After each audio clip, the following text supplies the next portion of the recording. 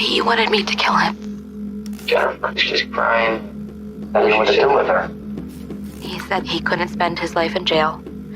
Somehow or another, it popped into my mind. The killer. And so he wanted me to stab him with a knife. Hi, guys, welcome to my channel. The voice you just heard belongs to 14-year-old Jennifer Wirtz, and the man she is referring to is known as the Cherry Hill Killer. While it may seem like she stabbed him to protect herself, the truth is much more disturbing. He told me not to look. I could hear the blows. I was covered in blood. On October 6, 1995, the police discovered Jennifer sitting calmly on the front porch of her house after receiving a 911 call. However, they were completely unprepared for what awaited them inside. It was one that nightmares are made of. It was difficult to recognize that she was even human.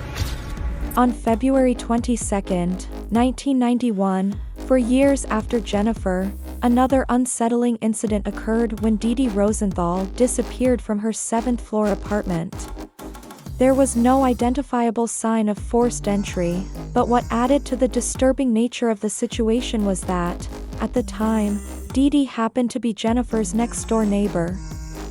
And now she feels completely shaken by all this. Police were taking no chances with this guy, believing him to be extremely dangerous. As of today, the Cherry Hill Killer remains alive, and the responsibility of bringing him to justice falls on Jennifer, the sole survivor.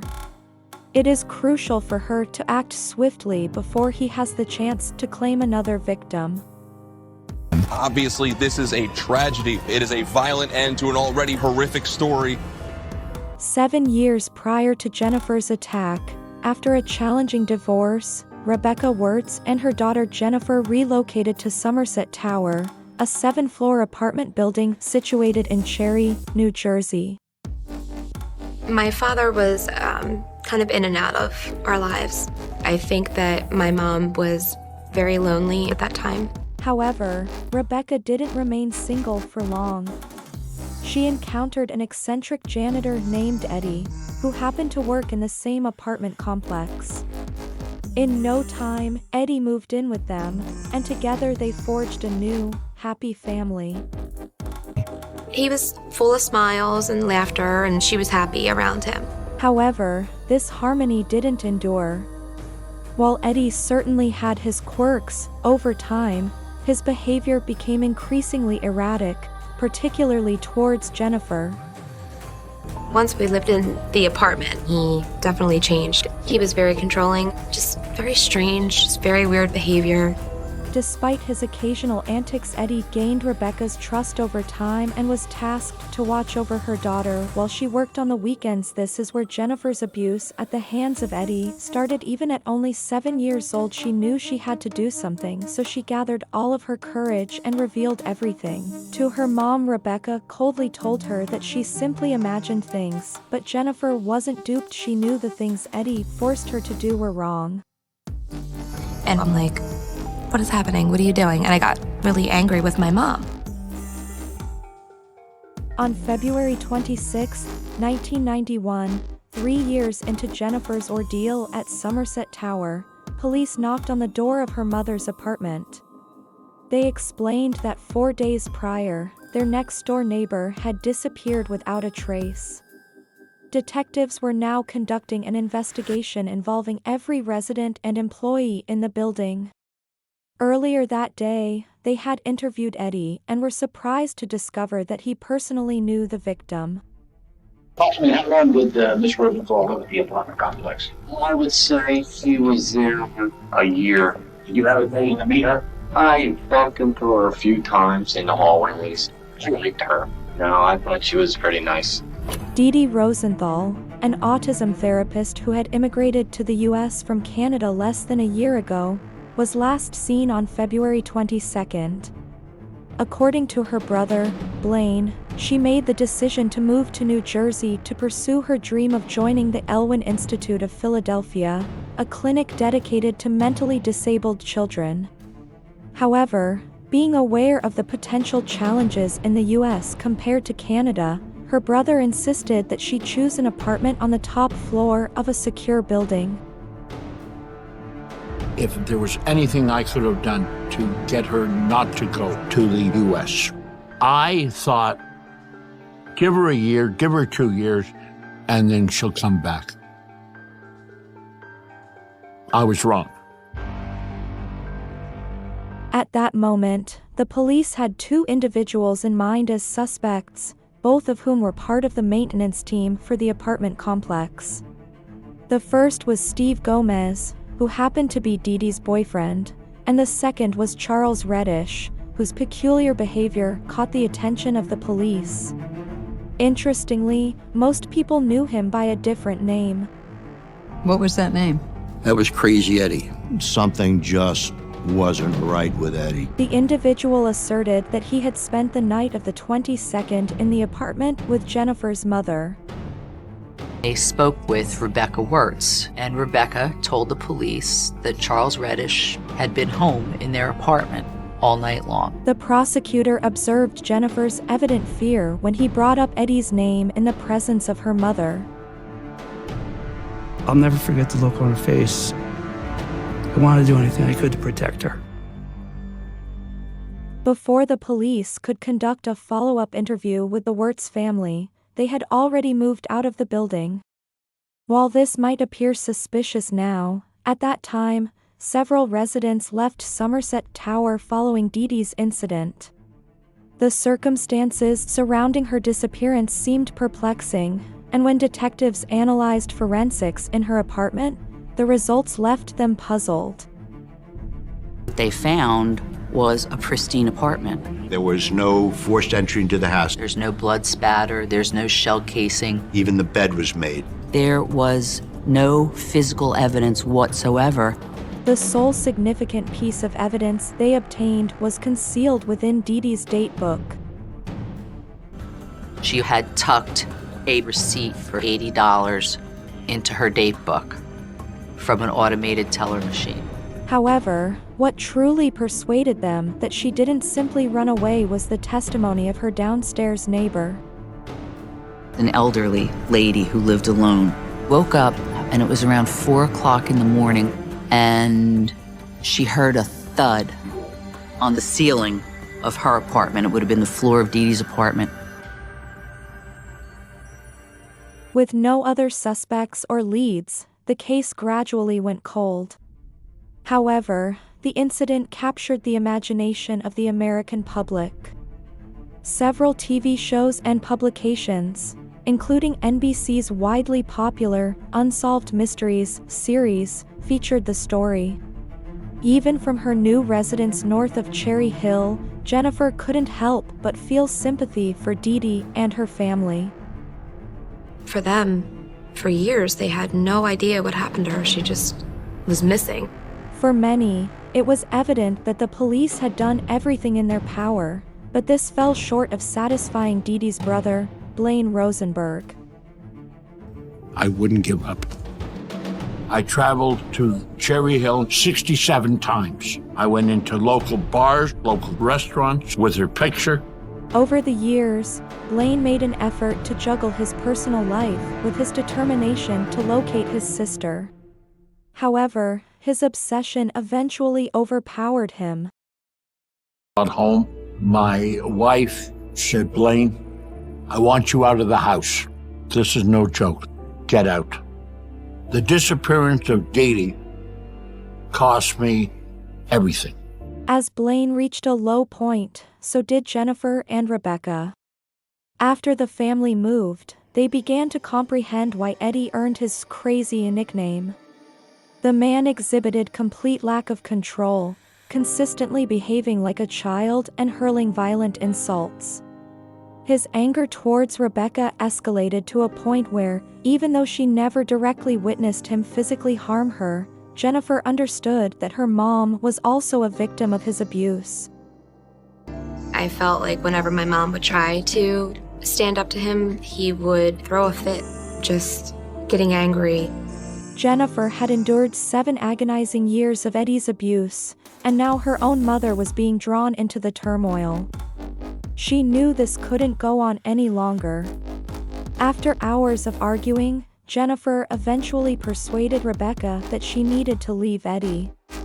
Everything was meticulously planned, but Rebecca made one crucial mistake. She told Eddie about it. We were going to be moving into my grandmother's house. She promised me that he was never going to be there. I would never have to see him. I was ecstatic. On Jennifer's final day of school, Rebecca convinced her daughter to pack all of her belongings, assuring her that she would be waiting by the schoolyard at 6 p.m., immediately after her last field hockey game. And her car was there, but Ed was driving. So I immediately got angry, yelling at her that I knew that this was going to happen, and why could she never keep her word? And she just, Jennifer, get in the car. The silence in the car was oppressive, and in the rearview mirror, Jennifer couldn't help but notice that Eddie was fixated on her. She couldn't pinpoint exactly what, but something felt terribly wrong. I just knew that he was going to do something to stop us from moving, but I never imagined what would happen. Upon their arrival, Eddie claimed that all he wanted was to have one last dinner together as a family, but Jennifer couldn't shake off her worries. We get there, and I said, there's not even anything made. There's no dinner here. What are we doing here? Eddie clumsily attempted to piece together some explanation before urgently insisting that he needed Rebecca's car for groceries. Before she could respond, he left in a hurry with the keys. Now alone, Jennifer tried to persuade her mother to leave before his return, but Rebecca ignored her. Frustrated, Jennifer ran upstairs to her room. Without fully realizing it, the teenager fell asleep for hours. Later in the middle of the night, a loud noise suddenly woke her up. It was about 2 a.m. I knew that something was really, really wrong. Jennifer stood up and began walking down the stairway. As she drew closer, the noise became clearer and louder. Midway through, she realized what was happening. It was the sound of him punching her in the face. I don't know how long he had been hitting her. I don't know. But it was already too late. Before she had time to react, Eddie suddenly stopped. And he turned around and came towards me with rage in his eyes. Eddie then seized Jennifer by the back of her hair and pulled her into the living room. As she neared her mother, she couldn't even comprehend the state she was in. I don't know if she knew that I was there. I don't know that she saw me. I know that her jaw was broken. Her arm was broken. I was asking him to please not hurt her. Please just let us go. Eddie threw the young girl onto a chair next to the couch where Rebecca was seated. He then turned back to pick up a drape and a small hatchet he had laid on the floor. As he slowly walked towards her, Jennifer started panicking. I just immediately started yelling for him to stop. He draped the sheet over top of me, and I just remember curling up in a ball. As the sun was rising, Eddie stopped and sat next to Jennifer. Amidst all the horrible things he had done to her that night, what he was about to ask her next was simply too much for the young girl. I could hear the blows. I felt her blood. After what seemed like a lifetime, he took the sheet off of me and took me upstairs. Eddie dragged her onto the bedroom, and there he did his worst, the traumatized to the teenage and deafness little girl. I wasn't out of his sight for another 4 to 5 hours. He tortured me for that time. I was covered in blood. I didn't really think that it was ever going to be over. As the sun was rising, Eddie stopped and sat next to Jennifer. Amidst all the horrible things he had done to her that night, what he was about to ask her next was simply too much for the young girl. And then he asked me to kill him. I said that I couldn't do that. So he said that he would just kill me and then kill. Faced with an impossible dilemma, Jennifer summoned courage and attempted to guide Eddie towards a third option. Just like a hostage negotiator, the 14-year-old used de-escalation tactics to calm him down. By listening carefully, asking questions without judgment, and showing understanding, Jennifer slowly convinced Eddie to spare not only her life, but also his. They said, if you turn yourself in, they're going to give you a deal. They'll go easier on you. You can just say that you had a moment of insanity. Hesitant, Eddie stood up and started pacing around the bedroom, hatchet in hand. He was visibly shaken by her words, almost as if he slowly came to realize what he had done. Against all odds, she persuaded him to give himself up. He called his own mother, who then contacted the police. To get dressed, and that we had to go outside and wait for the police, that they were on their way. I was in shock. We went out on the front porch and wasn't even sure that he still wasn't going to do something before the cops came. He was so unpredictable. It must have been certainly a surreal experience to be sitting there with the man who just killed your mother and you. When the police arrived, they immediately separated Jennifer from Eddie. Their next concern was Rebecca. James Ronka, one of the prosecutors in charge of the case, recalls Eddie's strange reaction when the police asked him about her whereabouts. Reddish made some cryptic statement about the victim being inside, and he asked if she needed an ambulance, and he said no. It's too late for that. Once in the hands of the police, Jennifer had a hard time assessing what had happened. Even Ronka, an experienced prosecutor, had never dealt with a victim so mentally shocked before.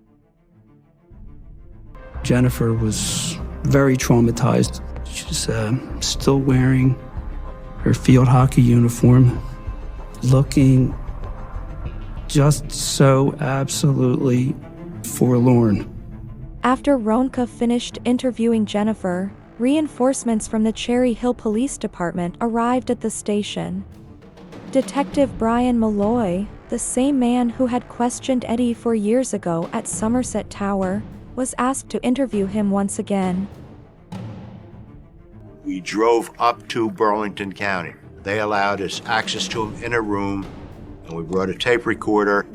For the most part, Eddie and Jennifer's versions of the events were roughly in agreement until the assault in the bedroom. Seemingly, Eddie refused to admit to what he did to Jennifer. Did you have any with Jennifer? No. Why do you think that Jennifer would mention this? Because a lot, that's why. I always liked her, she's cute and all. He literally is laughing as he is talking about a 14-year-old girl. Following Eddie's full confession regarding Rebecca's murder and Jennifer's assault, Detective Malloy, who had never forgotten Eddie since Dee Dee's disappearance, knew there was more where that came from.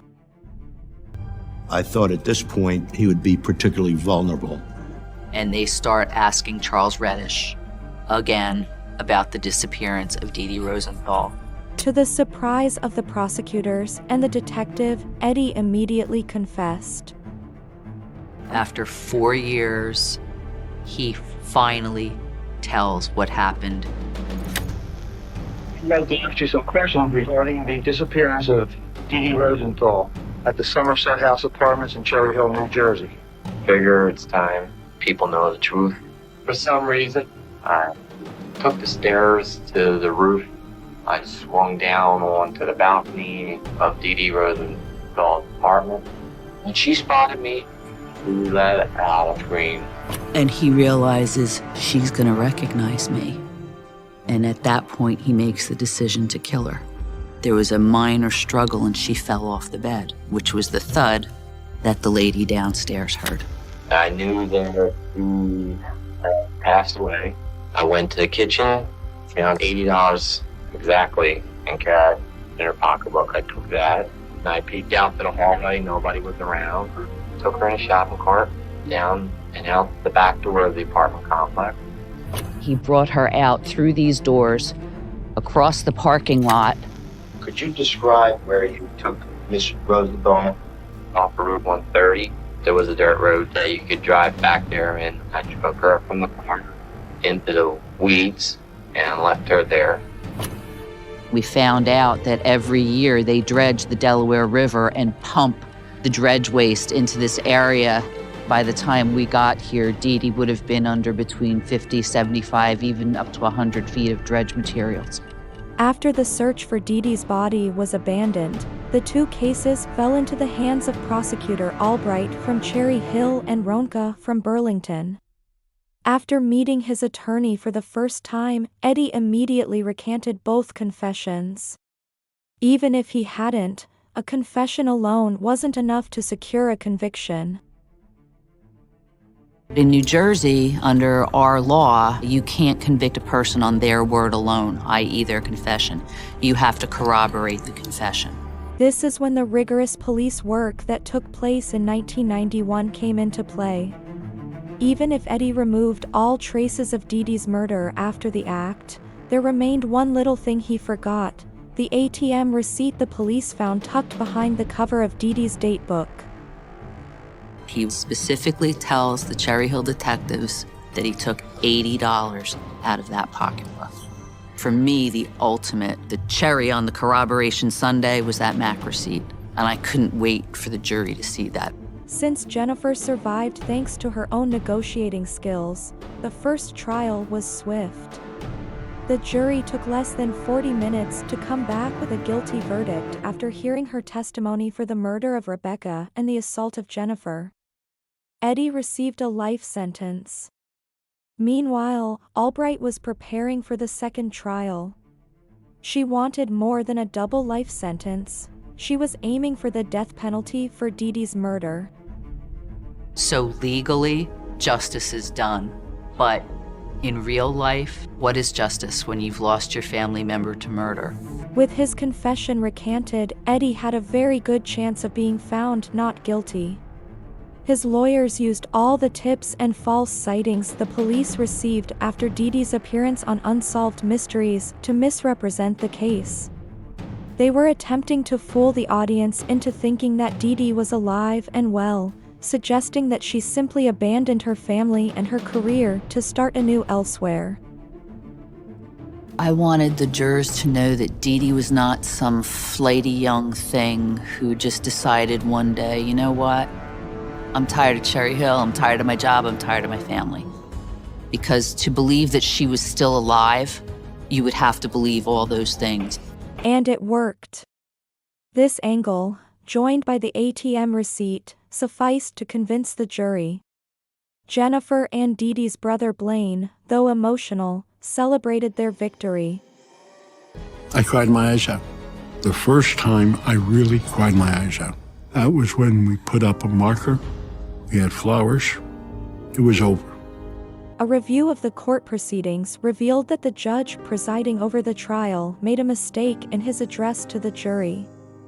This was enough for the court to request a retrial, and Albright knew that the New Jersey jurisdiction was about to abolish the death penalty. I convicted him once, and I was pretty sure I was going to be able to convict him twice. With the death penalty impending abolition, avoiding a trial was the soundest option. So, after talking with Blaine and Jennifer, the prosecutor offered Eddie a deal. That he would plead guilty to Dee Dee's murder, and he would receive a sentence that would keep him in prison for the rest of his life. Eddie was finally sentenced in the summer of 2005, 10 years after his initial arrest in 1995. During that time, Jennifer rebuilt her life from the ground up. She moved in with Shannon, one of her adult sisters, and ultimately got the chance to experience a normal life. She attended a Catholic school, joined a cheerleading team, and made many friends along the way. Not only that, but Shannon and her two other sisters formed a strong support system around Jennifer. I really worked very, very hard to not let it affect me. As an adult, Jennifer continued to thrive and eventually became a mother herself. However, her past ordeal took on a new meaning after she gave birth to her two daughters, especially in the way she perceived her own mother's tragic death. Now, as a mother, it's a different type of pain. I think of my girls getting married. My mother never got to see any of her girls get married. That's how it affects me now, just missing the things for her. Although Jennifer got some form of closure after Eddie's arrest, the same couldn't necessarily be said about Dee Dee's family. Without a body, they may never know what really happened to her. All they have is Eddie's word. After learning about Dee Dee's murder, as horrific as what happened to me was, at least I know what happened. Thank you for watching. Please don't forget to subscribe, like, and share the video with friends and family, and let me know your opinion in the comments section.